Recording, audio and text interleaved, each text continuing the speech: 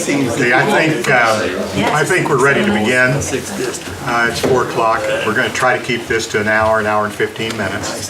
My name is Jim Spence. I have the pleasure of serving on as the president of the Redevelopment Commission for Fayette County, a longtime resident here.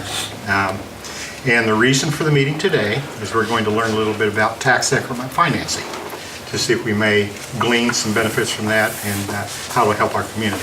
With that being stated, I would like to introduce Heather James and Matt Eckerly with Ice Miller, and they're going to be running the PowerPoint. Pardon me? Heather's with Ice Miller and Matt's with Umball. Well, somebody has to keep me straight. I'll try. Okay. She's used to it. Pardon me? She's used to it. Is she good at it? I have to do it for the mayor as well. So Okay, it's all thank you. good. Thank you. That's what I get for not learning my facts ahead of time. At any rate, with that being said, what I would like to do is maybe run a round of introductions real quickly.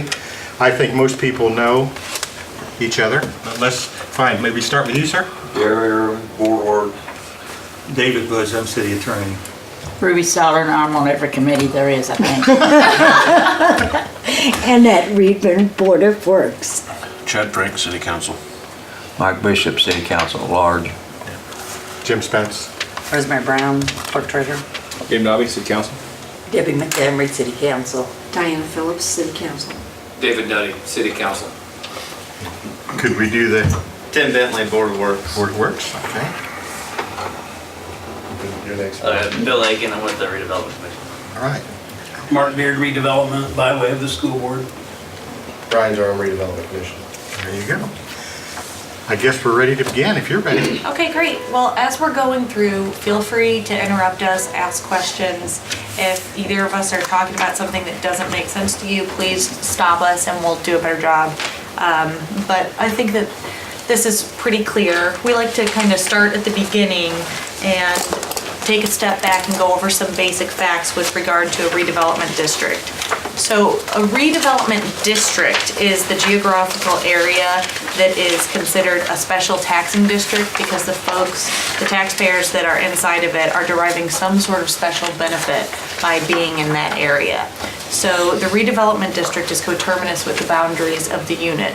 So in this case, the redevelopment district is coterminous with the boundaries of the city, okay? And the county redevelopment districts do not include, even though it's coterminous with the actual county, it doesn't include any cities or towns within the redevelopment district that have their own redevelopment commissions. So that's something to keep in mind while we're going through this. But it's important to note that it's a special taxing district because it gets you an additional, a separate 2% statutory debt limit, which is an important tool for marketing bonds, which we'll get into a little bit later.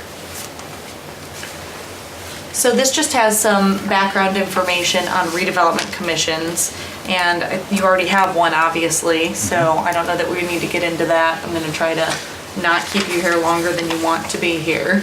On the next slide, we've listed some of the powers that redevelopment commissions have. So as the finder of fact, you really have a lot of authority and deference and are supposed to, according to the statute, make decisions on terms and conditions that are considered best. So really that's a lot of leeway and deference that you have. So some of the powers include acquiring and disposing of property, and it's actually easier for a redevelopment commission to do those things as opposed to the city or town because there's just a lot more flexibility in the statute. So in both situations, for acquisition and disposal of property, you need to have 2 appraisals, but then the redevelopment commission can pay more than the average of the 2 appraisals to acquire property, and you can have the appraisals and then choose to sell property for $1. So that can be a useful way to get some cash into a deal and provide an incentive to a developer.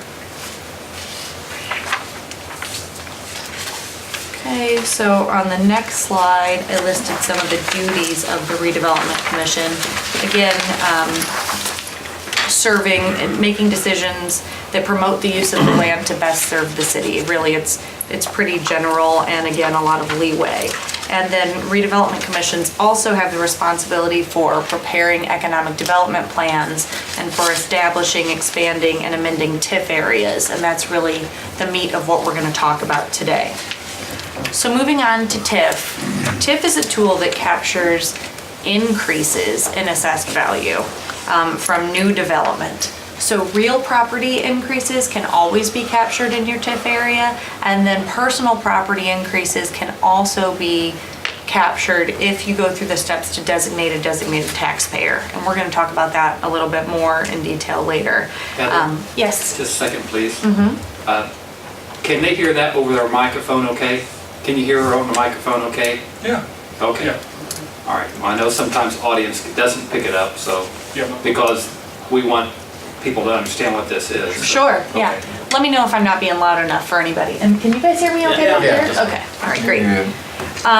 So something I think that's always important to point out is creating an economic development area, having a TIF area, does not give the Redevelopment Commission any other power over that area. It's not like you all of a sudden have eminent domain powers or anything like that.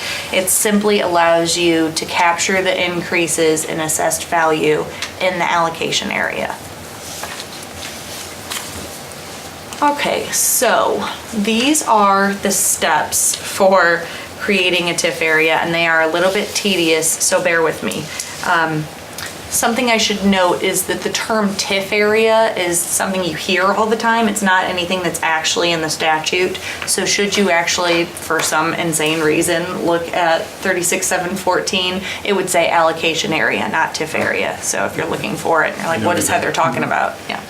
So the first step is for the Redevelopment Commission to adopt a declaratory resolution, and that resolution has all of the necessary statutory findings, and it also includes the economic development plan and the factual report.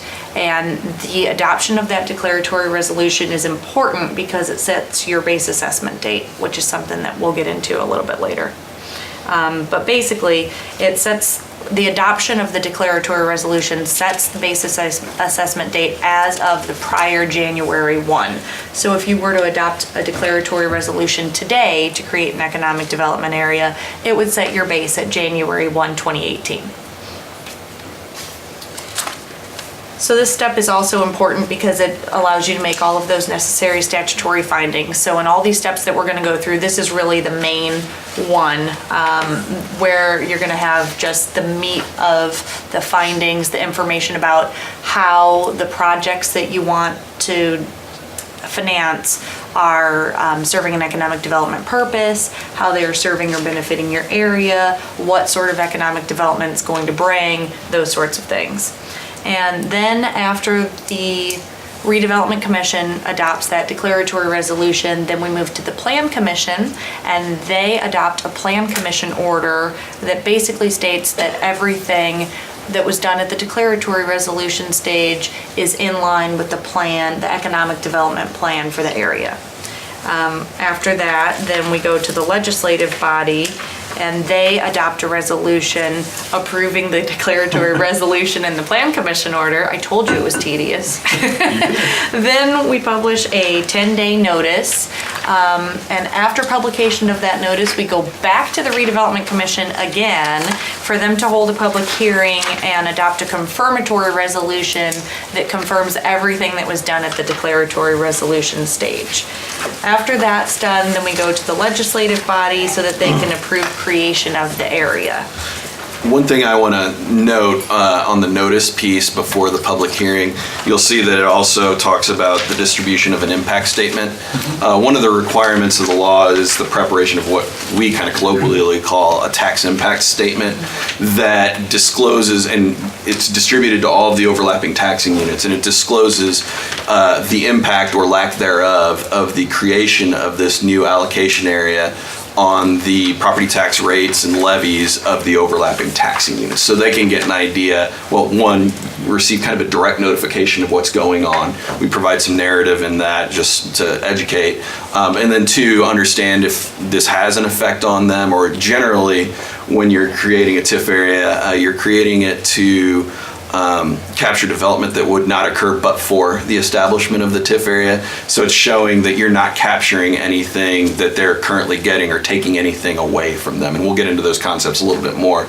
But I feel like that's an important part of the process because that provides for some direct engagement with those affected taxing units like the library, like the schools, the county, the township. So I wanted to mention that. Thank you. And once the confirmatory resolution has been adopted, then it gets recorded and it gets filed with the DLGF and the auditor. So everybody's on the same page, everybody sees that this area has been created, understands the boundaries of the area, and knows where these increases in AV are going to be collected from. So, these steps go through the procedures for amending an area if you already have one in existence, and I understand that you do. So if you want to make any changes to that area, these are the steps that we'd have to go through. By and large, they are the same. It used to be a fast, simple process, and several years ago they changed it, and the legislature said, no, you get to go do pretty much all the same steps, even if it's for a basic amendment. So now, it's the same process basically, even if you just want to designate a taxpayer, add a project to your plan, make any changes to the size of the economic development area or the allocation area, or add any property to the acquisition list. The real only differences are if you're doing something that, like, let's say you're just adding a project, then you don't need to do a tax impact statement that Matt was talking about, because there's not going to be an impact to the overlapping taxing units from simply adding a project. It's not affecting the size of the area or anything like that. And you don't need to go back to the legislative body a second time if you're not affecting one of those sorts of provisions that you'd need to notify taxpayers about. Okay, so earlier I mentioned to you that typically it's only the real property that's captured unless you designate a taxpayer to also capture depreciable personal property. So in order to make that designation at the declaratory resolution stage, we'd make a finding that capturing that increase in assessed value from depreciable personal property would support some sort of economic development. And I think it's important to note that only certain investments can be captured, and they're listed there for you. Industrial, manufacturing, warehousing, R&D, processing, distribution, transportation. Typically, you cannot capture increases in AV for residential property, but there is a DLGF interpretation out there that allows you to assess certain apartments and condos as commercial property. And I know that they are having a summer, or probably had a summer study committee, and are still looking at housing TIF. So I expect that in the coming legislative sessions, we'll have a hard look at that. Okay, so this talks about the terms of an allocation area, which have changed over the years. So it used to be the case that TIF areas that were created before July 1, 1995 never expired. They just stayed around forever. And a few years back, the legislature said, no, that's not the case anymore. And now they expire the later of 2025 or following the final maturity of obligations outstanding as of July 1, 2015. And then TIF areas created between July 1, 95 and July 1, 08 have a 30-year life, and that's 30 years after the adoption of the declaratory resolution. And then any areas created now, anything created after July 1, 08, expire 25 years after the date that an obligation is incurred that is payable from TIF from that area. So if you created a new one today, the clock wouldn't start running on the area until you actually issued a bond or some sort of payment obligation, payable from that TIF. And so your Wayzata area, it was initially established back in 09, I believe, for carbon motors. And then as the Wayzata project came online, bonds were issued in 2013. So that clock, that 25-year clock started in 2013 when you issued those bonds to support that project. Just to give you a little context in your specific experience. Thank you. So now I think it's the Matt show for a while. So you've created a TIF area or an allocation area, and It's not simply you create it and it just operates. There's annual requirements that you're required to complete each year as a community. And this is something that I help Rosemary with on an annual basis. Every April we start talking, or actually we try to do it earlier so we're not right up against the deadlines. But first off, by April 1st of each year, the treasurer of the RDC, and by law, the treasurer of the Redevelopment Commission is the fiscal officer of the establishing unit, is required to prepare a fiscal report for the Redevelopment Commission. Now, there is no definition in the code of what this report needs to consist of. So typically what I've seen in other communities is the clerk treasurer or the county auditor in a county would provide just fund balances, maybe how much money was collected the previous year, something pretty basic. Because by April 15th of each year, there's a more comprehensive report that's due to the DLGF and also to the executive and legislative bodies of the unit. And that's what I help Rosemary with every year. That report is a pretty comprehensive look at the activities of the Redevelopment Commission for the prior year with a heavy focus on TIF revenues and TIF expenditures. Here in Connorsville, your TIF revenues all get collected by the city, and then basically all of them go to the bond trustee and then to make bond payments on those 2013 bonds. So it's not like Rosemary is preparing a report that has dozens of transactions to third parties and vendors and whatnot. I think it's your bond-related expenses and then paying us for helping you. So it's pretty straightforward, but it's an important report that needs to be handled every year, and we've been assisting with that since that came into effect. Every year by June 15th, a redevelopment commission is required to make a finding and then a notification to the overlapping taxing units of its intent to capture incremental assessed value for the upcoming tax year. That's just to keep all of those units engaged and understanding what how each allocation area is operating. In your circumstance, you're making a finding that we need to capture 100% of the eligible incremental assessed value because we have bond obligations that are payable from that, and we need every dollar we can get to pay those bonds. You might find yourselves in a situation in the future, either in the Wayzata area or in another allocation area, where your revenues are outpacing what you need to meet your various obligations. And it can be bond obligations or pay-as-you-go obligations. It could even be just building up a balance so you don't have to go into debt for a big project down the line. There is a rule with that, and it's codified, that if your revenues exceed your obligations by 2 times or greater, then it would go to the city council to make a binding finding of how much you're going to be able to capture for the next year. So the Redevelopment Commission may think, well, we want to capture everything, and that generates 250% of what we need for obligations. And then the council comes back and says, let's pump the brakes on that. We're going to pass through a chunk of that. So you're only going to capture 175% of what you need. The only restriction is that the council would not be able to act in a manner that would jeopardize your ability to meet obligations. So I wanted to make that clear for everyone. And then every year by August 1st, as part of the assessed value certification process, the county auditor's office undertakes what we call a base neutralization. And that is meant to adjust the base assessed value of the TIF area, and we'll get into the details of the base in a moment, for the annual effects of reassessment and trending, to make sure that the TIF does not unduly benefit or suffer from the effects of trending and reassessment. Basically, that the TIF area is only benefiting from new construction or abatements expiring, or suffering from buildings being torn down, or a church buying a taxable property and it going tax exempt. And that's something that we assist the auditor's office with every year as well. Now, this year, the General Assembly, as I'm sure you're all aware, had a special legislative session on May 14th. And one of the 4 bills passed that day addressed a variety of local government administration issues.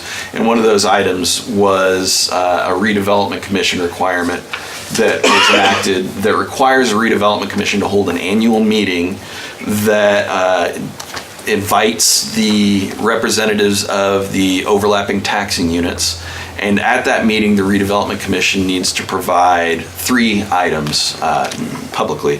Those three items are the Redevelopment Commission's budget for tax increment revenues, the Redevelopment Commission's long-term plans for the tax increment allocation area, and the impact of this allocation area on each of the taxing units. What is up on that slide is basically all that's in the code. There is not a whole lot of definition beyond that. So it's incumbent on each community to come up with, okay, what's our approach to this? With your Wayzata area, it's fairly straightforward. The budget is to collect the revenues and then make bond payments. Right. The long-term plan is to pay off the bonds. You can say what the bonds went to support. And then the impact on the overlapping taxing units. We talked about the tax impact statement before. Wayzata would not be there but for the use of TIF. You did not capture anything from that area that was in place when you established that area, so you did not take anything away from those overlapping taxing units. So from that theory standpoint, the impact on the overlapping units is nil. Now you can also look at, you've got employment that wasn't there previously, you've got income taxes being generated there previously, so there's secondary benefits, secondary impacts, but when you're looking at, my prism is often local government finance, TIF, property tax levies, assessed values, things like that. There's no impact on the overlapping taxing units from that. So this is just something you need to start adding to your annual tasks, is having that meeting, inviting those units, and presenting this information to them. Does it have to be completed by the end of the year? That's a good question. There's no real definition of that. So we've recommended that if possible, if people can get their ducks in a row, have that meeting this year if possible. But because it's open-ended, reasonable people, and it was effective July 1 of this year, reasonable people can argue and have argued that you have until July 1 of next year to have that first annual meeting. You might just take the approach, get a meeting in this year, have that discussion, and then next year take a more strategic approach to when you want to hold that meeting. I've got clients who are doing it all over the place. So I hesitate to say it has to be one way or another because reasonable people have made good arguments on both sides. So to get in a little bit on some of the nuts and bolts of how TIF is collected, you establish the allocation area, and at that establishment, the adoption of the declaratory resolution, you lock in that base assessment date. And that is January 1, or the assessment date that immediately precedes the adoption of that allocation provision. So back when you did the carbon motors and Wayzata work, the assessment date was March 1st. So you'll see the documents for those referring to March 1st. Well, since 2016, the assessment date is January 1, so that's what you have to keep in mind. So if you were to act today, or if you were to act on December 31st of this year, the base assessment date would be January 1, 2018. So just to give you a frame of reference of what you're thinking, in terms of the base assessed value going forward. As I mentioned before, that existing assessed value as of that base assessment date cannot be captured by the Redevelopment Commission for TIF purposes.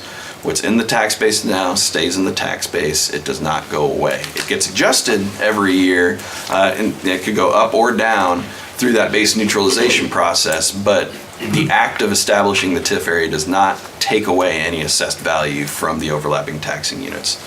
The increases in assessed value becomes the incremental assessed value that's captured. The property taxes generated off of that increase in assessed value is allocated to the Redevelopment Commission, and that becomes the TIF revenues. You can capture the increases in assessed value from new construction, abatements expiring, changes in tax status. So if a tax exempt property becomes taxable, that act of it becoming taxable, you can capture that. And that's, again, I keep referring back to your circumstances, but that's what happened with Wayzata. When that facility was sold to Wayzata, it was owned by the city of Connersville. It was tax exempt. Right. So the base assessed value for your TIF area is zero. It makes our calculations for the neutralization process pretty easy every year. But if you were to create a TIF area, say around downtown or elsewhere in the community, you're going to have to look at, okay, what's the assessed value of all those parcels as of that assessment date. As I mentioned, that incremental assessed value is multiplied by the property tax rate. It is subject to the tax caps like all of your other property tax funds. A taxpayer in a TIF area generally has no idea that they're in a TIF area unless they're directly engaged in that process.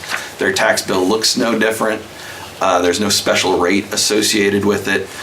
They pay their taxes. The real difference comes in on the back end, the auditor's office, doing calculations to figure out how much of those taxes get allocated to the TIF. And then there's a separate line item that's on your tax distributions that Rosemary gets, and then those funds need to just be treated and deposited in their segregated accounts. So the public doesn't see actively how a TIF area operates unless they're looking at all that detail behind the curtain. But then they also see those annual reports. There's transparency, obviously.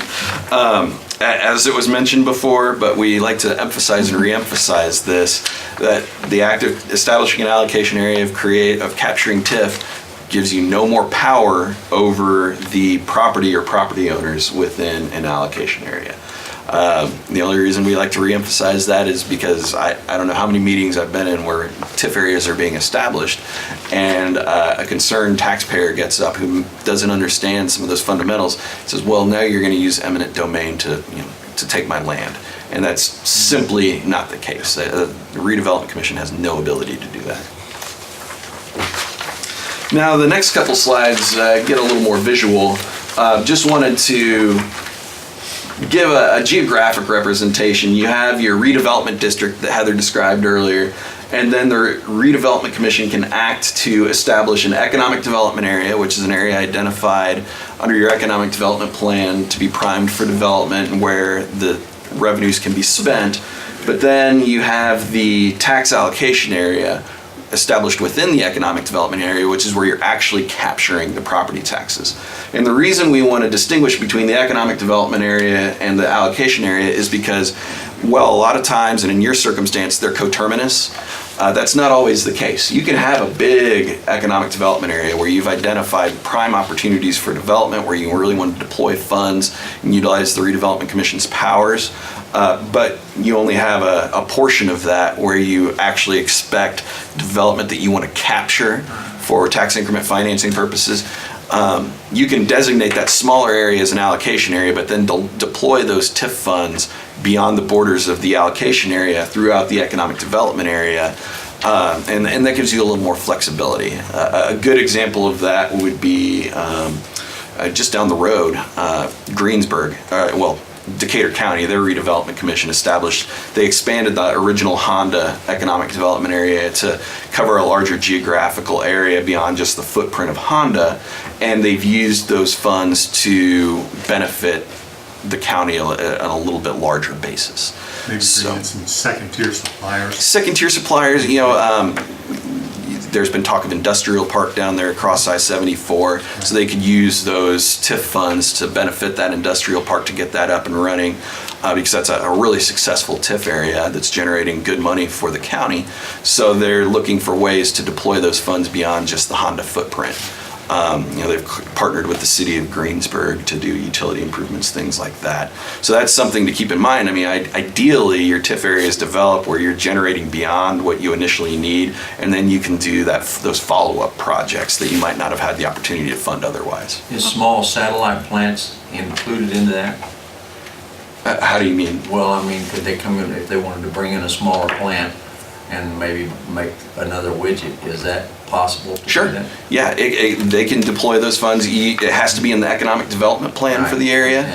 But they certainly now have a resource where they might be able to support up front some sort of site development, infrastructure, things like that for a plant expansion by Honda or a supplier right there. And not have to worry about using a bond issue or something like that to fund that. Another example of that where they've done that recently is Gibson County with Toyota.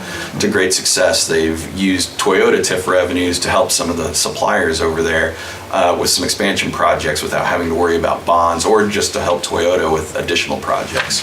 So that's another good example. That's a good example of a place where you've got an economic development area and more than one allocation area within it. Exactly. You could have the smaller allocation area, and then you might want to create another small allocation area within the same economic development area. so that you could use funds from either of those allocation areas for the larger economic development area. But maybe it makes sense to segregate those funds, like in Gibson County, they've got a Toyota supplier who wanted to purchase their own bonds, so we created a separate area just for them to keep those dollars separate. Good. Keep it project specific. So this next slide is just a visual representation of, and here's how TIF will operate over time. You've got your blue base assessed value that gets set at the outset, and then the orange incremental assessed value is what you're capturing to generate the TIF revenues over time. And ideally, that keeps going up and you keep capturing more money. But really, in the end, what I tell people all the time is the best TIF area is the one that you get to see end. And all of a sudden, all that green at the end becomes a growth in the tax base for the community as a whole. The TIF area serves its purpose. You pay off the bonds, you funded the projects that you wanted to fund. Either the 25-year clock runs out, or you determine after 15, 20 years, we've got our bonds paid off, this area has served its purpose, let's share the wealth with the rest of the overlapping taxing units. And you eliminate the TIF area and everyone sees that bump in assessed value.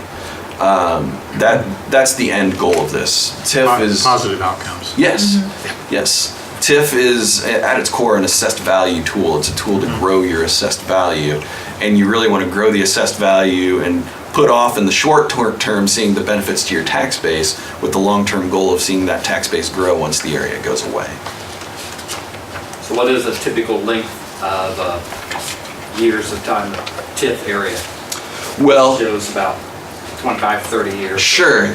So the pre-95 areas, or there's a slide a few back that has the actual terms. What we see now is, in theory, if you never issue bonds from a newly created TIF area, it could go on into perpetuity. Most people don't want to see that be the case. So you have the old 30-year TIF areas that are going to start expiring beginning in 2025. Honda's an example, or not Honda, Toyota is an example of that. Beyond that, I hear a lot of redevelopment commissions just anecdotally talk about, they'd love to get the bonds paid off in 20 years and kill the area a little bit early. But it's hard to know when you're at the outset of a project, at the early parts of an allocation area. You might set that goal, and sometimes that's even codified when they're establishing the area, saying that it's only going to have a term of 15 years. But I've been in part more than one circumstance where a redevelopment commission 10 years ago made that finding, and then the redevelopment commission in the city now says, well, we know they wanted to limit it to 15 years, but we've got an opportunity where if we can extend it another 5 years, we can leverage that to do this project, so they'll tack some on. So it's really community and project specific. And the same way, if it was a 25-year one, if bonds were paid off early and they chose to Dissolve it. Dissolve the area. Okay. Yeah, definitely. So that's pretty flexible. Yeah, and you're really seeing more of those dissolutions now than when I started at Umball 13 years ago. Definitely, you're seeing redevelopment commissions take a hard look and say, do we really need to keep doing this? So that, if you have But to they dissolve serve the purpose, so. Exactly. Why capture it longer than you need to? So these next couple slides are just additional graphical representations, and really here's before the new construction. You've got the base net assessed value, tax rate, and those are the taxes that get allocated to the units. And then you move forward, you get development, the incremental assessed value gets allocated to the redevelopment commission and the revenues from that. The base assessed value still goes to the school, the library, the county. But one thing to keep in mind is that if there is an improvement on that property, say it's a $150,000 parcel and $100,000 of that is a building. When the area is established. So the base value is $150,000. That $100,000 building gets torn down. So the net assessed value of that parcel is now $50,000.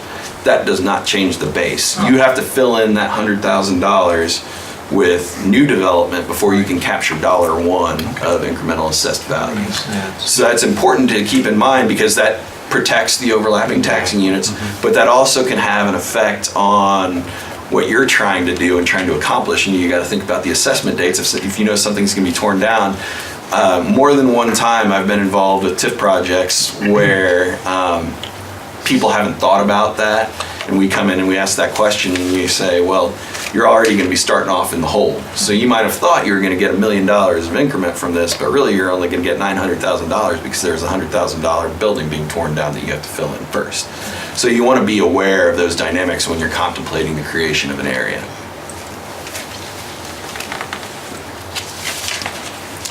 So this goes back to you for the next few, Certainly can. and then I bring it home. That's fine with me. Let's do it. Okay, so once the redevelopment commission is capturing TIF, they can use it on a pay-as-you-go basis for projects that meet several requirements, right? The first of those requirements is that the project is capital in nature, meaning that it's actually capital and not an operating expense. There was a case a couple years ago that Munster took to the Supreme Court of Indiana where they told us in no uncertain terms that you can't use TIF for operating expenses. So number one is it needs to be capital. Number two, and we've mentioned this a couple times, the projects need to actually be in the economic development plan. So there is an existing plan for the area that you have now, and certainly it has a list of projects that could be funded currently, and anything outside of that, you'd have to go through the amendment process that I talked about to add any additional projects to that plan. Then also, you need to make sure that the projects have an economic development or redevelopment purpose, and then they need to be in serving or benefiting the area. And if you're using what we call the EDC statute, which is something I'll talk to you a little bit about later, then it needs to be in or physically connected to the area, which is a little bit stricter, I suppose, than serving and benefiting. So then this slide also list a couple of the, some of the examples of things that we typically see TIF being used for. Very commonly, we see any sort of infrastructure, road improvements, things of that nature. But more and more, we're seeing a lot of quality of place sort of things. Maybe a splash pad or, something else that's gonna make your community more attractive for folks that might want to be relocating here or that are currently here. So this goes over some of the common ways that TIF is used. We've mentioned some of these, right? To offer incentives to developers, to incent them to locate here or to expand their business here as opposed to going to another community. Growth in a specific area if there's potentially an industrial park, or sometimes we'll do maybe you'll have an area where you'd like it to be an industrial park, but you don't yet have an actual developer or folks that want to come in and do that, but you think that if you put some infrastructure out there, then you'd have that opportunity. Then that's a common thing that's done, trying to get land site ready for potential development. And then other things to fund improvements to enhance the area, like fire stations, police stations, potentially use of fire trucks, things like that. Oh, and then we always like to mention that really the way TIF started in Indiana was for redevelopment instead of economic development. It was looking at blighted areas and trying to make them better, and that's still appropriate. You can still use TIF to rehabilitate any, like maybe building facades in your downtown, that's typical. Any sort of rehabilitation projects to revamp an area that needs some beautification, things like that. So can you provide that beautification for residential sites as well, or? Can you give me an example of what exactly you mean by that? So let's say there's an area of town that's really ran down, and you wanted to purchase paint or, I don't know, something like that, for a residential site. Could you explain to me how you could see there is an economic development purpose for that? Yeah, so like we got a train that runs through the south end of town. Okay. South end town's kind of down a little bit. So a way to kind of make that look a little better as the train brings people in. might be a way to increase economic development. Okay, I will tell you, that's a really good segue to my next slide, actually. I will tell you that that sort of thing is a bit of a gray area, right? So as long as you're meeting the requirements that I went over, it's capital, what you're talking about is capital.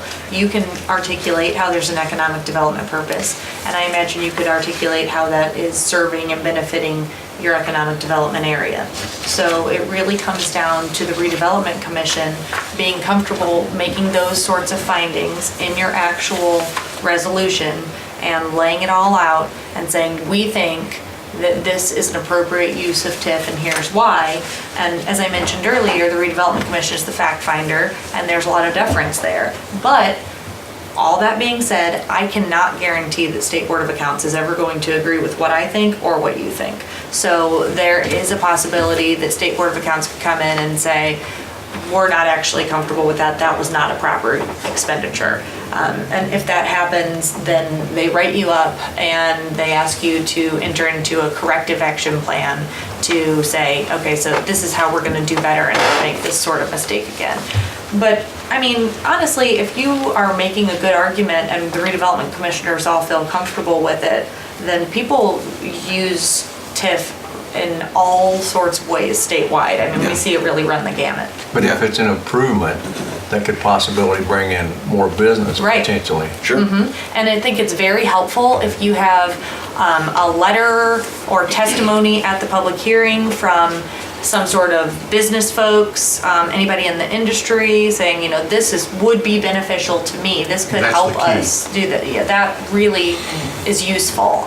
Document everything. Right. I'd say over document everything, and yeah, whatever sort of additional things you can include to bolster any of your findings, incredibly helpful. I think it's the best course of action is to make it really hard for State Board of Accounts to disagree with you or to give them a reason to say, no, that didn't make sense, because it's all about what is reasonable, right? So That's right. so just as long as you're making reasonable choices, you're usually okay. And really, it's not the end of the world if they write you up.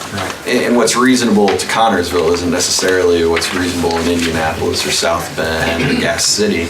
It's just one of those things where, again, to reemphasize what Heather said, people elsewhere might look at you a little cross-eyed at something, but if it's right for economic development in Connersville, then you're more than justified in making those findings and documenting that and moving on your way. Yeah. So, yeah, you asked the questions that went over my, that's exactly what the next slide says, so good timing. There you go. Now, moving on, there's tracking and the legal uses of TIF and those processes and whatnot. And then there's also, it's important to understand who the players are in tracking the expenditures, making sure that everything's being documented properly, that bond payments are being made, things like that. So this slide just simply lists some of those actors in those processes. It really starts with the unit's fiscal officer. As the treasurer of the Redevelopment Commission is just as the fiscal officer of the unit. That's where it begins. But then otherwise, the Redevelopment Commission members can take an active role in that process, keeping an eye on things. The elected officials as well can take an active role in that. In circumstances where you have bonds that involve a trustee bank, and you have that situation here, the trustee bank plays a role in that to make sure that the expenditures of bond proceeds are properly authorized and consistent with the legal documents governing those bonds. And then finally, your financial advisor, your municipal advisor, someone like me.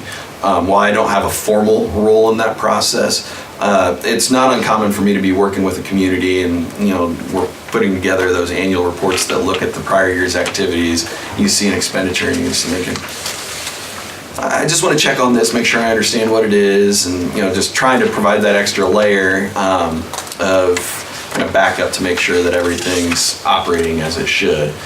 Usually my role is more making sure that bond payments are getting made and this hasn't happened here, but it's happened in other communities where I might get a nasty gram from a trustee who knows I work with the community and say, hey, such and such county didn't make its bond payments. What's up with that? So then I have to make an awkward phone call and ask why they didn't write the check. But there's a role for all of these actors in that process. And I think it's important that everyone understands that there are multiple layers that are available, but in the end, it's unfortunately going to fall on Rosemary. You've got the responsibility ultimately to make sure that all of this is operating as it should. And I just mention that because we have seen circumstances in other communities where maybe there's a member of the Redevelopment Commission who takes more of that role. There's been instances where redevelopment commissions have kind of acted on their own and cut the fiscal officer out of it, and that hasn't happened as recently. But they get written up by the State Board of Accounts, have to implement processes where it flows through the clerk or the auditor.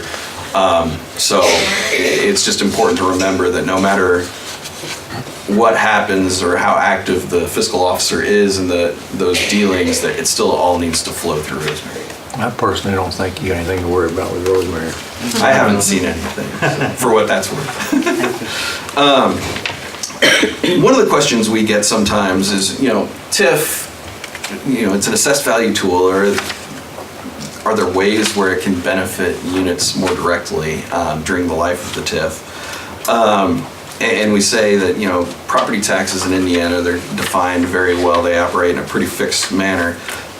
Sometimes not all new assessed value is captured. You have to actively designate a personal property taxpayer. You might decide that for business XYZ comes to town, you don't need to capture their personal property. That can immediately be added to the tax base. That's an immediate benefit to the taxpayers of Fayette County and the city of Connersville. Another way that we've talked about, after improvements are funded, after bonds are paid off, you can release the assessed value to the overlapping taxing units, or you can kill the area, or it just ends on its own. Also, I talked about that annual pass-through determination you have to make. If your TIF areas are doing really well, and I'll say Gibson County Toyota is another example of this, you can make the determination every year, we don't need to capture everything that we could capture. Let's pass through assessed value to the overlapping taxing units so they can see that benefit earlier on. In Gibson County Toyota, they pass through over $100 million of assessed value every year. It's over 20% of North Gibson School's tax base. Wow. So that's a great example of a community that has leveraged TIF well to benefit industry, to fund projects in the area, and they're also able to release some of that assessed value benefit to benefit everyone in North Gibson Schools, Patoka Township, City of Princeton. It's just a real winner from that perspective. Another thing that they do with the TIF that they do collect is fund some projects that directly benefit the schools. Sure. Which is something that the statutes allow you to do in certain circumstances. Yep. So when there's excess TIF available and you want to use that TIF to be able to fund, let's say, work training or retraining programs or other things that get people ready to, I think it says participate in the global economy. It's pretty broad. There's that option as well. Yeah, and finding those collaborations has become a lot more popular as of late. This slide just really hammers home the relationship of assessed values and tax rates here in Indiana. I include that because one of the things we get asked a lot is, well, you're capturing all this TIF money, and this is money that would be going to the school, would be going to the library. And property taxes, as you all know, in Indiana just don't work like that. You're restricted by the state and how much you can raise in property taxes. You have your maximum levy.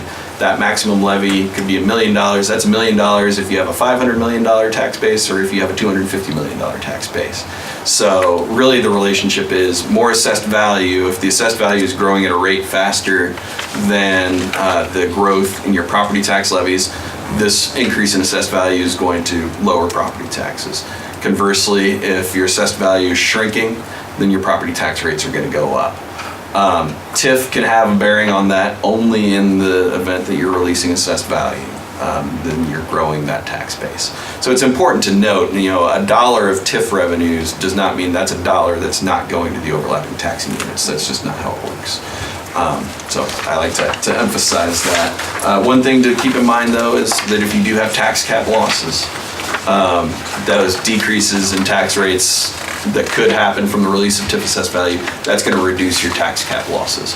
So in those circumstances, that's real dollars. You know, it's not giving you anything above the maximum levy, but you're losing less of that maximum levy than you otherwise would be when you get those lowering of tax rates. I've already covered these impacts really. You know, in the short term, you're postponing the growth in assessed value that the overlapping taxing units would see, but then the TIF area ends and that growth gets added to the tax base. Other ways to lessen the impact, we've already talked about a lot of these. Only capture a portion of the incremental assessed value. You can pass it through at the outset. You can say we're only going to capture 75%, we're going to pass through 25%. Every project's different. Future projects, you guys might decide that's the right thing to do. Keep TIF bonds short. That's another way. Those are really the most popular, and then just seeking out opportunities to pass through. I mean, those are really the main ones. Deploying TIF funds, here are the main ways that TIF funds are used to fund projects. Cash funding them, and what I mean by that is you build up a balance, then you pay for a project all at once. Pay-as-you-go projects, if there's a project that you can pay incrementally over time, just do that, you know, $50,000 a year, $25,000 a year. Reimbursement, you might use income tax revenues to front a project. Then as the TIF area grows and you start generating TIF revenues, you can reimburse yourselves from those TIF revenues from that upfront expenditure. That's very popular. Assuming that the projects that you funded are in your plan That's and true. meet all those other Right. requirements. The lawyer keeping me in line. Debt instruments, bonds, leases, other debt instruments that might be out there, such as installment contracts. You obviously have experience with that here in Connersville. And then also, it's important to keep in mind, we get this question a lot. TIF dollars can be used as matching funds for pretty much every grant that's out there. There's some that you might be restricted, but it's not uncommon for a community to get a grant and then use TIF dollars as the match. I've worked with communities to do that for rail spurs, to do it with downtown redevelopment projects, infrastructure projects. So that's something to keep in mind if you're looking for a creative way to come up with matching funds. You know, TIF might be something that's out there that's available to you. And then this last slide of substance just outlines different types of TIF bonds. Tax increment revenue bonds are usually payable solely from TIF, but you can, you know, TIF bonds in and of themselves usually are not very marketable when you're just talking to banks or normal investors, so they want to back up. So that could come from a municipal source or from a developer source. Usually have to fund a reserve for additional security. Economic development revenue bonds, that's what you guys have done here before. That mechanism gives a little more flexibility for the spending of the TIF bond proceeds, and usually puts the company on the hook for those. In your circumstance, if there's a TIF shortfall, there's no obligation to Wayzata as the bondholder to fill in that gap. What's not collected would be reimbursed from future surplus TIF revenues, and if you don't get those future surplus TIF revenues, it simply goes away. They don't have a recourse to come and demand you use income taxes to pay them or anything like that. And if you're utilizing that sort of bond structure, then there's no requirement for public bidding, which is sometimes attractive for developers, but you could still have public bidding if that's something that you'd want to require. Special taxing district bonds, usually we see those when a community is funding a public infrastructure project that's, you know, a significant project for the benefit of the community. And what that does is you would utilize a property tax backup typically as an additional source of security. So if the TIF falls short, you would levy a property tax to make the bond payments. Investors love that because that's, you know, the most secure type of financing out there, or type of payment source from Indiana municipalities is a property tax levy. There are communities that I work with that do road projects or maybe infrastructure projects that they use the special benefits tax as a backup because that's a community-wide benefit. It's not benefiting just one company or something like that.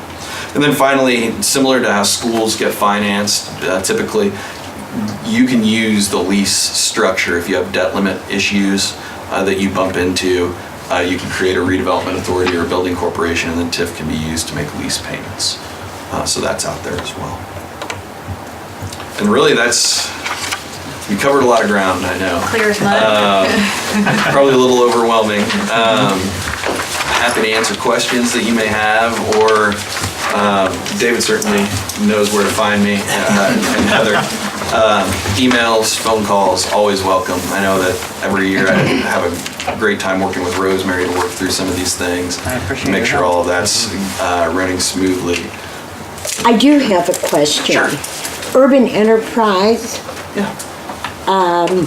what is the other one? Main Street Program. Do these intermingle with TIF? They can, depending on your circumstances. Enterprise zones, there's the property tax piece of that where, there's a 100% property tax exemption for 10 years that's available in urban enterprise zones. So if they get that property tax exemption, you're not going to be generating any TIF. But that's something that maybe the TIF comes on the back end where you're capturing after that exemption expires. An example of that would be River Ridge. I don't know if you guys are familiar with River Ridge down near Jeffersonville. It's the old Army ammunition plant, huge reuse project, and they've got just crazy development going on out there, industrial development. Well, they've got a TIF area around that, but it's generating some, but not a whole heck of a lot because there's all the urban enterprise exemptions that are in place. But once those expire, they get to capture all the incremental assessed value. So they don't necessarily operate great at the same time, but when used in conjunction, you get the urban enterprise benefit up front and then the TIF on the back end. And the Main Street programs, I'm not as familiar with those. Okay, but I've well, seen I them. just know that those are programs that we use.